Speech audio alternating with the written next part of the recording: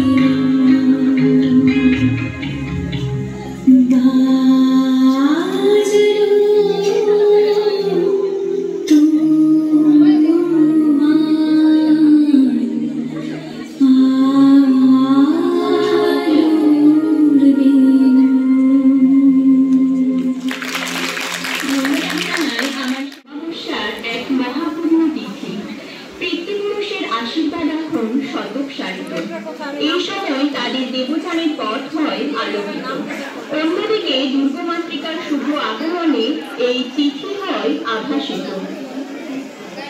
আজ 2রা অক্টোবর 2024, মহালয়ার পুণ্যতিথির পাশাপাশি ভারতবর্ষের স্বাধীনতা আন্দোলনের প্রতীকী, যাকে স্বয়ং নেতাজি সুভাষচন্দ্র বসু জাতির জনক উপাধিতে ভূষিত করেছিলেন, সেই মহান দেশপ্রেমী মোহনদাস করমচাঁদ গান্ধী তথা গান্ধীজির আজ 156তম জন্মশতবার্ষিকী।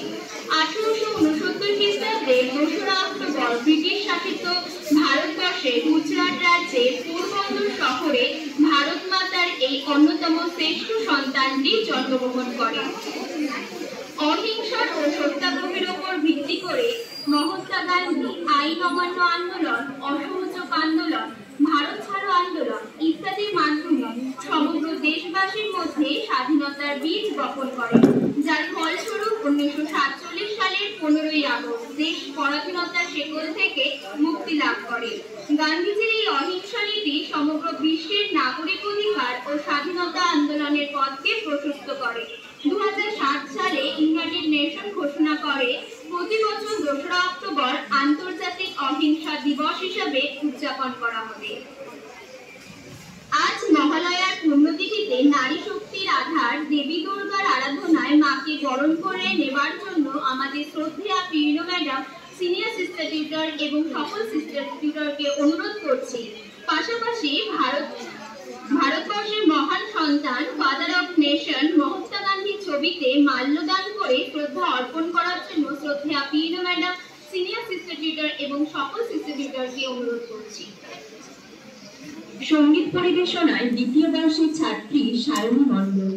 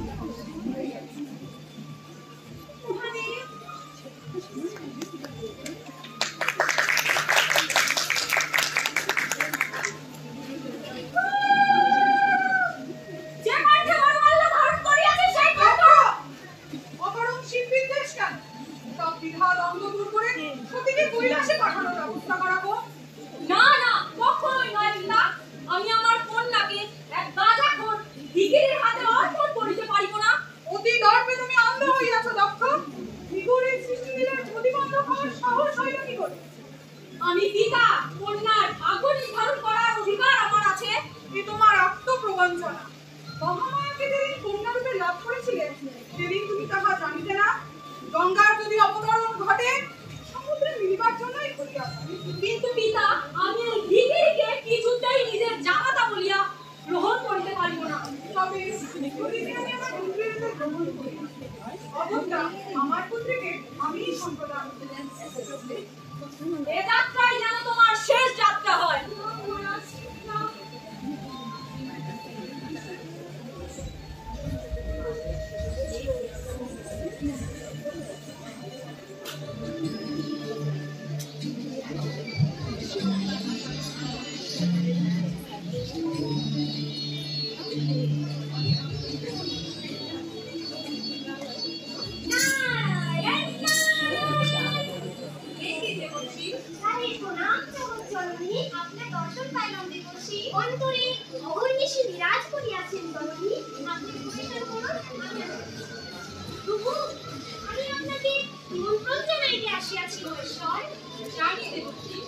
তবে আমাকে নিমন্ত্রণ না করিলে বোধ করি ভালো হইত।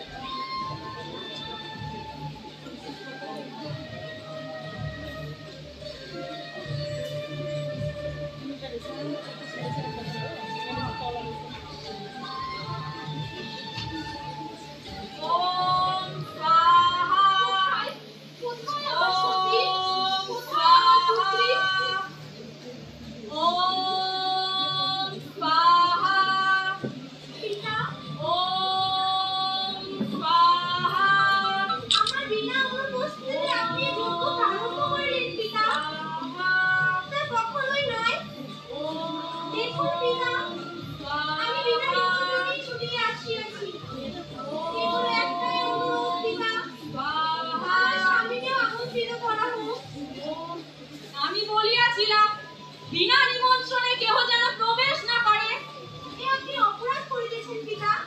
এ হেন কাজ অশাস্ত্রীয়। অশাস্ত্রীয়? শিব যে যজ্ঞে নিমন্ত্রিত হয়নি, যে যজ্ঞভাগ থেকে তিনি বঞ্চিত, সেই যজ্ঞভাগ কি অশাস্ত্রীয় নয় পিতা? যজ্ঞভাগ বেদান্ত ঋষি যজ্ঞভাগ চায় সেই অনার্য ভিখিরি। যেদিন ভিখিরি ভোজন হইবে, ভিক্ষার ঝুলি লইয়া তরণের বাহিরে এসে যেন দাঁড়াইয়া থাকে। আপনি তো ব্রহ্মবিদ পিতা, কেন সত্য অস্বীকার করতে চাইছেন? কোনটা সত্য কোনটা অসত্য তাহা তুমি ঠিক করিবে। তাহা তুমি কতটুকুই বা জানো? জানি শুধু সত্যম শিবম সুন্দরম। যা শিব তাহাই সত্য, তাহাই সুন্দর। শিব ভণ্ড, শিব পদাচারী, শিব পাশুড়া। বন্ধ করুন আপনার এই হেন শিব বিদ্বেষ পিতা। আপনাকে মিনতি করছি, শিব বিদ্বেষ ত্যাগ করুন। যিনি অজাত শত্রু, যিনি ত্রিলোকের মহত্ব পুরুষ, যিনি দেবতার দেব, যে শ্মশানবাসী, ভ্রষ্টাচারী, গাঁজাখোর, ভূতপ্রেত তাহার নিত্য সহচারী, গর্বে অন্ধ আপনি পিতা। এখনো সময় আছে, বিদ্বেষ ত্যাগ করুন। ভুলে যাবেন না, তিনি রুদ্র, তিনি মহাতেজী ভৈরব। এই দুরাচারীর প্রশস্তি গাহিবার জন্য কেউ তোমাকে আহ্বান করে নাই। এখনো সময় আছে পিতা, যদি আপনি নিজের মঙ্গল কামনা করেন, এই বিদ্বেষ ত্যাগ করুন।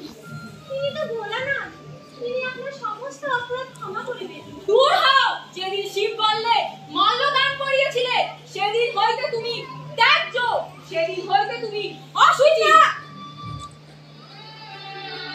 আমি শিব যারা সতী, এই সমস্ত ব্রহ্মাণ্ডে যে ঊর্জা উপস্থিত, আমি সেই ঊর্জা। বিষ্ণু সুদর্শন, মহাদেবের ত্রিশূল আমি পতিব্রতা নারী। আমার স্বামীর এহেন অপমান আমি কদাপি সহ্য করিব না। আমার স্বামীর এহেন অপমান সহ্য করে আমি আর কৈলাসে ফিরতে পারিব না পিতা। তাই আজ হইতে আমি আমার এই দেহ এই যজ্ঞের কুণ্ডে আহুতি দিচ্ছি।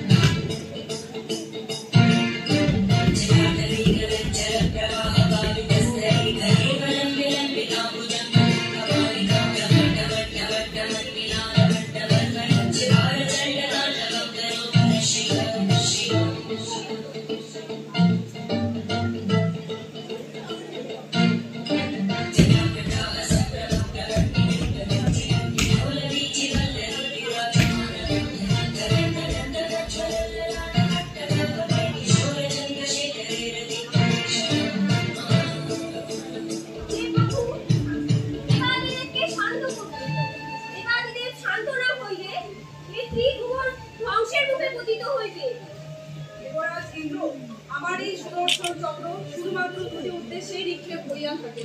এক, তারকাসুর বধ, দ্বিতীয় মহাদেবের অন্তরাল পতন। দেবরাজ ইন্দ্র, আপনি আমায় আজ্ঞা করুন, আমি কোন উদ্দেশ্যে আমার এই সুদর্শন চক্র আপনি দেবাদিদেবকে শান্ত করুন। বেশ, তবে মহাদেবের এই অন্তরাল খণ্ডনের উদ্দেশ্যেই আমার সুদর্শন চক্র নিক্ষেপ করুন।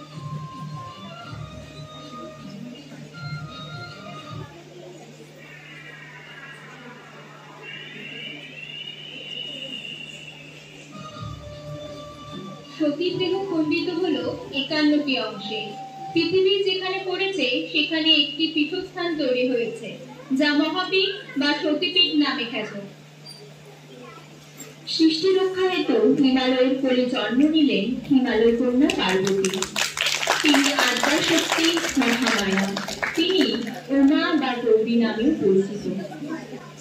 এদিকে সতীর বিরহে কাতর হয়ে মহাদেব ত্রিলোকের প্রতিপালনের সমস্ত দায়িত্ব ত্যাগ করে ধ্যানমগ্ন হয়ে পড়েন। সৃষ্টির প্রতি পুনরায় তার মন ফেরাতে প্রজাপতি ব্রহ্মা ও বিষ্ণু নারদমুনিকে দেবী পার্বতীর সঙ্গে মহাদেবের বিবাহের ব্যবস্থা করতে বলেন। নারদমুনির পরিকল্পনায় মহাদেবের ধ্যান ভঙ্গ হয় ও শিব পার্বতীর বিবাহ সম্পন্ন হয়। আসুন দেখি সেই বিবাহের মঞ্চায়ন।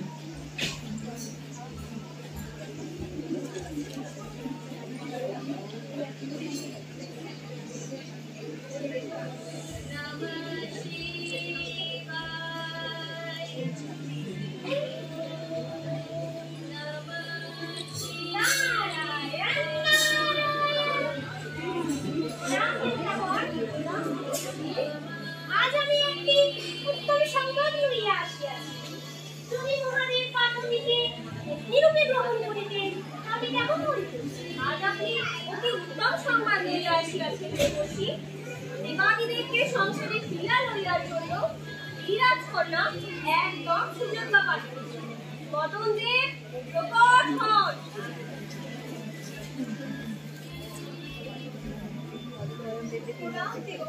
আপনাদের কি করিয়া সাহায্য করতে পারি?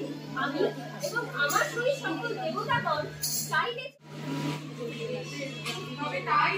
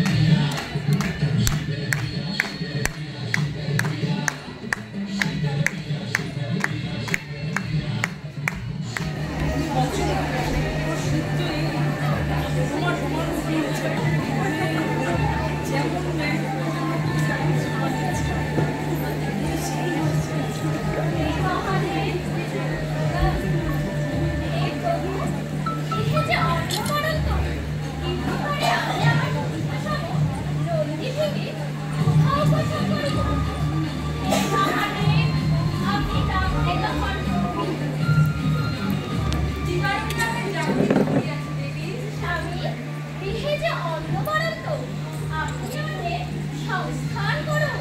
আমি শিব শম্ভু যোগী গুরু। তাহলে এটাই কি তবে আমার? তুমি মায়া, মহামায়া, তবে তোমার কি চোখে কোনো রূপী নহে? তা হইলে আজই হইতে আমি এই কৈলাস ত্যাগ করিলাম। আপনি থাকুন আপনার ভেড়বকে। কিভাবে দেবী পার্বতী দেবী অন্নপূর্ণা রূপে আবির্ভূত হয় আজ দেখব সেই মহাগাথা। দেবী পার্বতীর কৈলাস থেকে মর্তলোকে দেখা দিল অন্নের অভাব।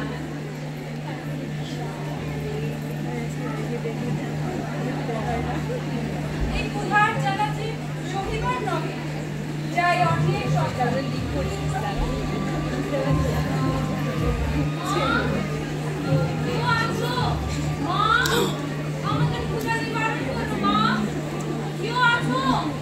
মা, চারিদিকে তো অন্ন শূন্য, আমরা কোথায় অন্ন পাবো? চলো অন্যদিকে প্রস্থান করি। মা, কেউ আছো? মা, আমাদের পূজা দিবার জন্য মা।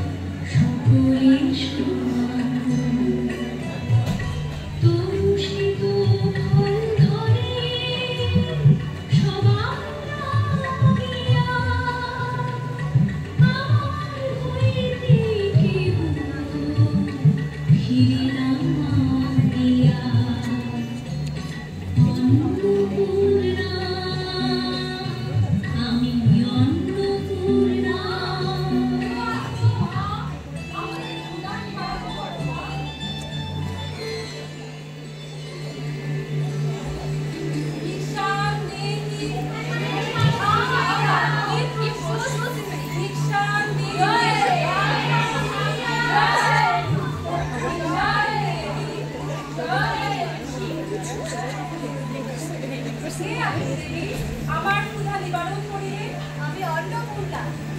জয় দেবী অন্নপূর্ণার জয়। আজ থেকে আপনি জগৎ সংসারে দেবী অন্নপূর্ণা নামে প্রখ্যাত হইবেন।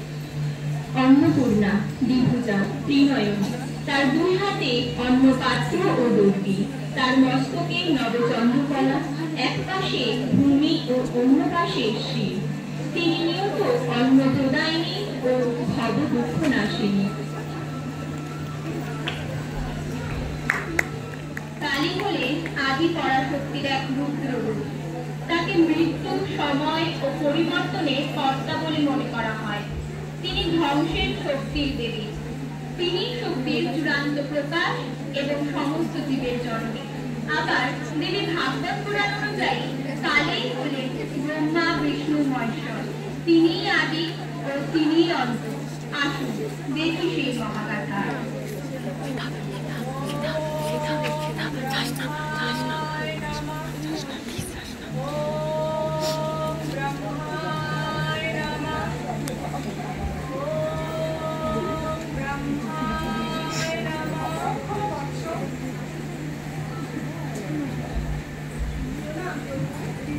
তোমার তপস্যায় কৃষ্ণ হয়েছি বৎস, চাহো বিপদ চাহো। হে প্রভু, আমায় এমন বরদান দিন যাহাতে আমি সহস্রবার জন্ম নিতে পারি। অর্থাৎ তোমার রক্ত থেকে উৎপন্ন হবে সহস্র রক্ত।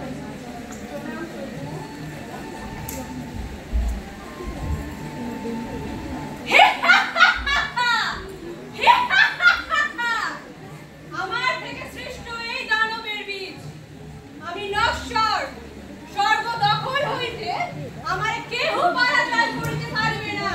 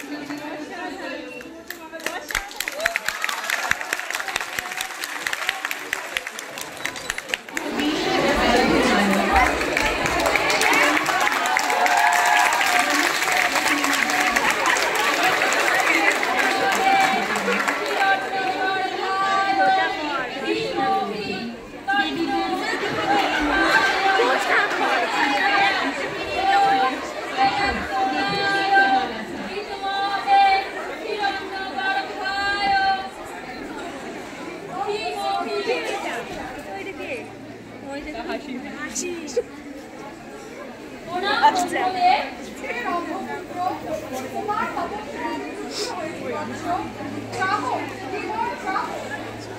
আপনি অন্তর্যামী প্রভু, আমার এহেন তপস্যা অমরত্ব লাভে আমায় অমরত্ব বর প্রদান করুন। আমি অবাক আর কি চাও? তব আমায় ত্রিলোক বিজয়ী বর প্রদান করুন, যেন এই ত্রিলোকে আমার সংহার করিতে কেউ না পারে।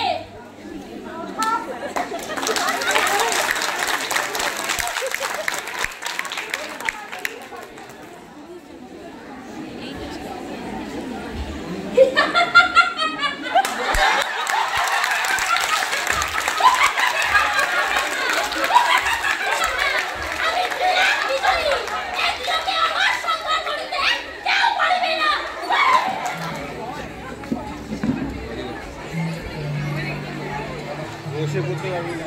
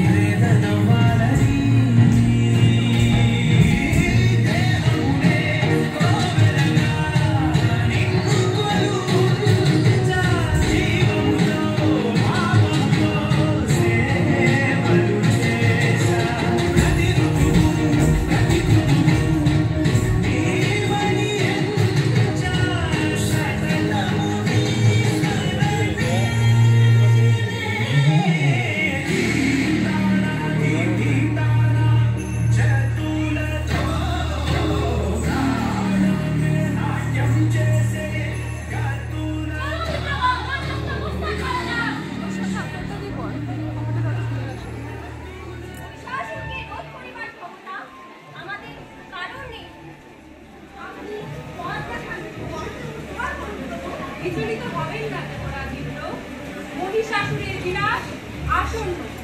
আমাদের সকলের ঊর্জা শক্তিতে উৎপন্ন নারী বিনাশ করবে মহিষাসুরের, আর সেই ঘর আসন্ন। তবে আসুন আমরা আমাদের ঊর্জা শক্তিকে জাগরিত করি।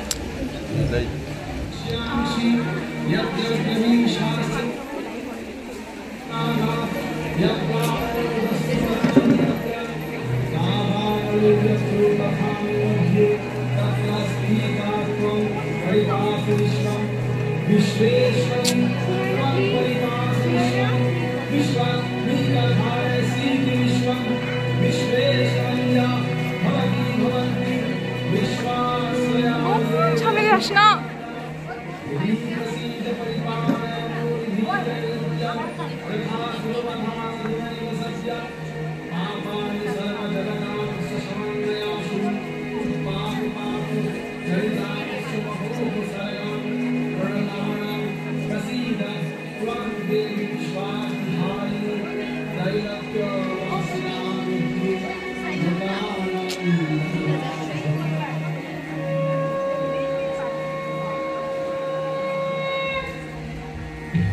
এইভাবে দেবতাদের তেজে গঠিত হল দেবী দুর্গা।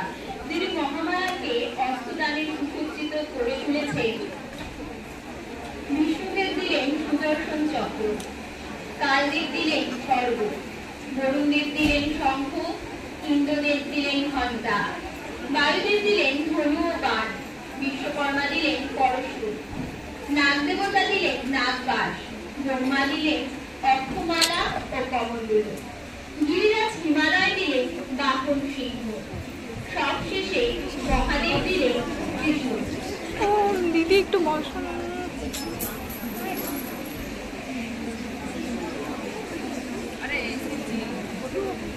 এইভাবে দেবীর অলসজ্জায় প্রস্তুত হয়ে উঠছে।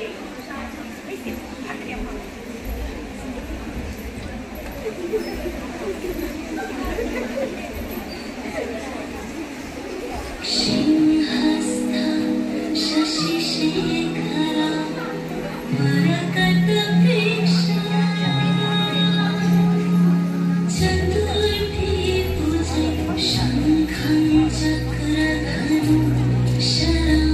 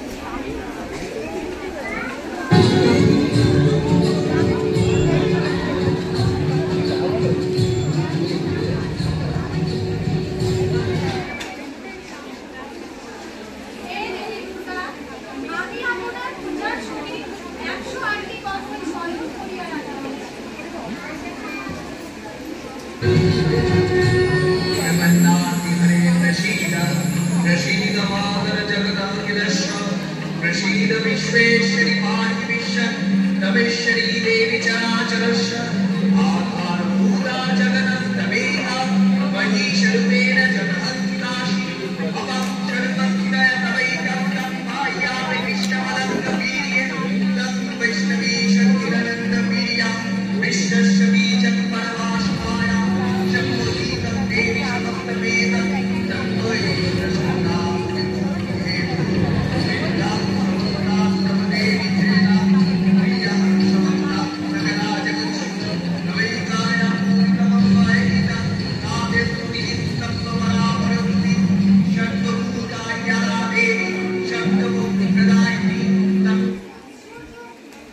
দেবী পূজার সময় 108টি কমল স্মরণ করিয়া রাখিয়াছিলাম। কিন্তু একটি কমল খুঁজিয়া পাইতেছিলাম। ইহা হইলে যে আমার পূজা অসম্পূর্ণ থাকিবে। বুঝেছি দেবী, এ সবই দেবী যোগমায়ার মায়া। ঠিক আছে দেবী, সকলে আমায় কমল লোচন বলিয়া ফেলে, তাই আমি আমার কমল সম একটি নেত্র স্থির দ্বারা উৎপাদিত করিয়া আপনার শ্রীচরণে সমর্পণ করিতেছি।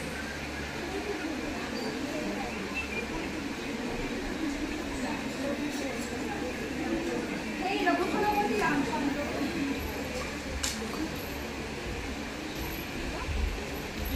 আমি আপনার ভক্তিতে সন্তুষ্ট হইয়াছি। আমি পূজা জগৎ সংসারে শারদীয়া পূজা বলিয়া আখ্যায়িত করি। প্রণাম দেবী।